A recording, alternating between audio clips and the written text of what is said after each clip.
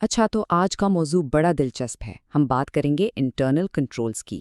یہ وہ پوشیدہ نظام ہیں جو کسی بھی کمپنی کے اثاثوں کی حفاظت کرتے ہیں، بالکل ایک مضبوط قلعے کی دیواروں کی طرح۔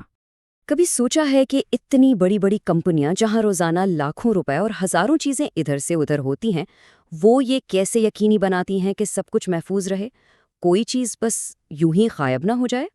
اس کا جواب دراصل ایک ایسے نظام میں چھپا ہے جو ہمیں نظر نہیں آتا۔ یہ قوانین اور چیکس کا ایک پورا جال ہے جسے انٹرنل کنٹرولز کہتے ہیں۔ اور اس سسٹم کو ہر وقت مضبوط رکھنے کے لیے کچھ لوگ مالیاتی جاسوسوں کا کردار ادا کرتے ہیں۔ یہ ہیں آڈیٹرز، جو اس سسٹم کی کمزوریاں ڈھونڈتے ہیں اس سے پہلے کہ کوئی ان کا غلط فائدہ اٹھا لے۔ تو سب سے پہلے یہ سمجھنا ضروری ہے کہ یہ معاملہ کتنا سنجیدہ ہے۔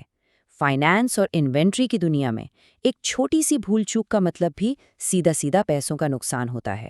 یہاں غلطی کی گنجائش سمجھیں کہ نہ ہونے کے برابر ہے۔ دیکھیں، کسی بھی کمپنی کے دو سب سے قیمتی اثاثے ہوتے ہیں۔ ایک اس کا پیسہ، جس کی ذمہ داری فائنانس ڈپارٹمنٹ پر ہوتی ہے، اور دوسرا اس کا سامان جو گودام میں پڑا ہوتا ہے۔ انٹرنل کنٹرولز سمجھیں کہ ان دونوں قلعوں کے محافظ ہیں۔ تو سوال یہ ہے کہ یہ حفاظتی قلعہ آخر بنتا کیسے ہے؟ یہ کچھ بہت بنیادی اصولوں اور طریقوں پر کھڑا ہوتا ہے جن کا مقصد نقصان کے ہر امکان کو کم سے کم کرنا ہے۔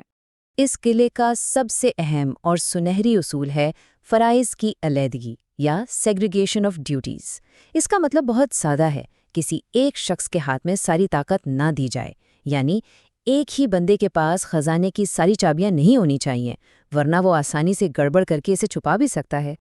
اب ذرا یہاں دیکھیں، یہ فرق بالکل واضح ہے۔ ایک طرف تو بہت بڑا خطرہ ہے، ایک ہی شخص پیمنٹ بنا رہا ہے، خود ہی اسے منظور کر رہا ہے اور پھر خود ہی اس کا ریکارڈ بھی رکھ رہا ہے۔ یہ تو سمجھیں فراڈ کے لیے کھلی دعوت ہے۔ دوسری طرف ایک بہترین نظام ہے، ایک شخص پیمنٹ تیار کرتا ہے، کوئی دوسرا سینئر شخص اسے چیک کر کے منظور کرتا ہے اور پھر کوئی تیسرا شخص اسے سسٹم میں ریکارڈ کرتا ہے۔ اس طرح ہر قدم پر چیک ان بیلنس رہتا ہے۔ اچھا، تو فائنانس کے قلعے کی پہلی دیوار ہے 3 وے میچ۔ یہ ایک بہت ہی اہم کنٹرول ہے۔ اس کا مطلب ہے کہ کوئی بھی پیمنٹ کرنے سے پہلے 3 چیزوں کو آپس میں ملایا جاتا ہے۔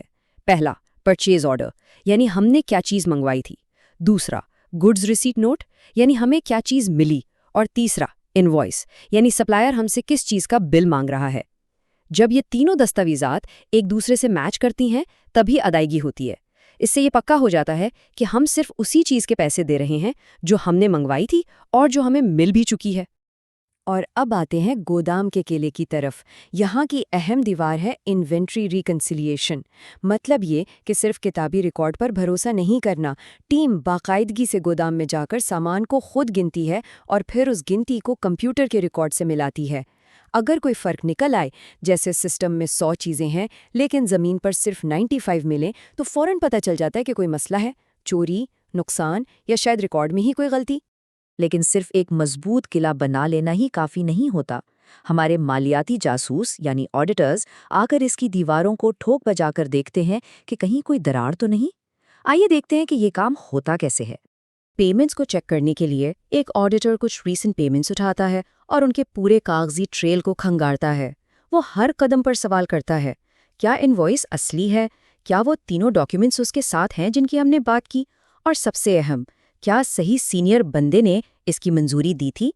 ہر ہاں کا مطلب ہے کہ سسٹم مضبوط ہے اور ہر نہیں ایک کمزوری کی نشاندہی کرتا ہے۔ اور جب بات آتی ہے انوینٹری کی، تو یہ کوئی دفتری کام نہیں ہے، یہ بالکل عملی کام ہے۔ آڈیٹر خود گودام میں جاتا ہے، سسٹم سے کچھ چیزیں منتخب کرتا ہے اور پھر انہیں اپنے ہاتھ سے گنتا ہے۔ یہ سچائی کا لمحہ ہوتا ہے، کیا جو کتابوں میں ہے وہ حقیقت میں بھی شیلف پر موجود ہے؟ صرف اسی طرح گھوسٹ سٹاک یعنی کاغذی سٹاک کا پتہ چل سکتا ہے۔ تو اصل بات یہ ہے، یہ اصول صرف فارمیلٹی نہیں ہے، ہر اصول ایک خاص خطرے سے بچاتا ہے۔ اگر منظوری کا سسٹم کمزور ہے تو فراڈ ہو سکتا ہے، اگر کبھی گنتی نہیں ہوتی تو گھوسٹ سٹاک اصل نقصانات کو چھپا سکتا ہے، اور اگر سامان وصول کرنے والا اور ریکارڈ کرنے والا ایک ہی شخص ہو تو چوری اور ہیرا پھیری کا دروازہ کھل جاتا ہے۔ یہ سب کچھ صرف طریقہ کار کی بات نہیں ہے۔ ایک اچھا آڈیٹر بننے کے لیے ایک خاص قسم کی سوچ کی ضرورت ہوتی ہے۔ یہ صرف چیک لسٹ پر ٹک مارنے سے کہیں بڑھ کر ہے۔ یہ بہت خوبصورتی سے پوری بات کا خلاصہ کرتا ہے۔ ایک طرف مالیاتی جاسوس ہے جو پیسے کے پیچھے جاتا ہے اور پوچھتا ہے کیا یہ پیمنٹ اصلی ہے، دوسری طرف گودام کا تفتیش کار ہے جو سامان کو دیکھ کر پوچھتا ہے کیا یہ سٹاک واقعی یہاں موجود ہے۔ دونوں کا مقصد ایک ہی ہے، ریکارڈ اور حقیقت کے درمیان سچائی کو تلاش کرنا۔ تو یہ سب کچھ ان چند بنیادی اصولوں پر آ جاتا ہے۔ ہمیشہ سوال پوچھو، کسی بھی چیز پر آنکھیں بند کر کے بھروسہ نہ کرو، کاغذ پر بھروسہ کرو لیکن حقیقت کو اپنی آنکھوں سے دیکھو۔ اور سب سے اہم، ہمیشہ یہ سوچو کہ کوئی اس سسٹم کو کیسے دھوکہ دے سکتا ہے۔ یہ ایک دفاعی سوچ ہے۔ اور آخر میں یہ ایک زبردست مشورہ جو اس پوری جاسوسی والی ذہنیت کا نچوڑ ہے۔ کبھی کبھی جو چیز سب سے زیادہ ٹھیک اور پرفیکٹ نظر آ رہی ہوتی ہے، سب سے بڑی کمزوری وہیں چھپی ہوتی ہے۔ یہ سوچنے کی بات ہے نا؟